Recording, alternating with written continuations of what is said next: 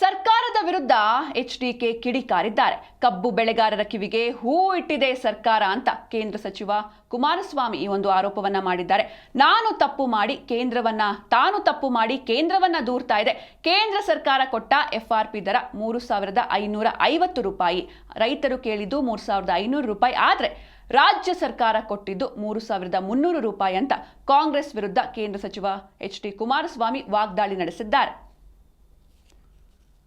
ಪ್ರಧಾನಮಂತ್ರಿಗಳಿಗೆ ಪತ್ರ ಬರೆದರು, ಅವ್ರ ಮೇಲೆ ಗೂಬೆ ಕೂರಿಸ್ಲಿಕ್ಕೆ.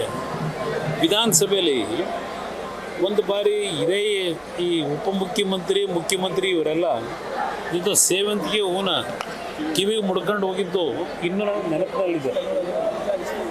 ಆ ಕಿವಿಗೆ ಹೂ ಮುಡ್ಕೊಂಡು ಹೋದಂಥವ್ರು ಇದ್ದಾರೆ. ಕಳೆದ 2.5 ವರ್ಷದಿಂದ ಪ್ರತಿನಿತ್ಯ ರಾಜ್ಯದ ಜನತೆಗೆ ಕಿವಿಗೆ ಹೂ ಮುಡಿಸ್ತಾ ಇದ್ದಾರೆ.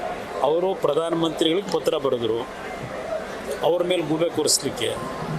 ವಿಧಾನಸಭೆಯಲ್ಲಿ ಒಂದು ಬಾರಿ ಇದೇ ಈ ಮುಖ್ಯಮಂತ್ರಿ ಇವರೆಲ್ಲ ಇದು ಸೇವಂತಿಗೆ ಹೂನ ಕಿವಿಗೆ ಮುಡ್ಕೊಂಡು ಹೋಗಿದ್ದು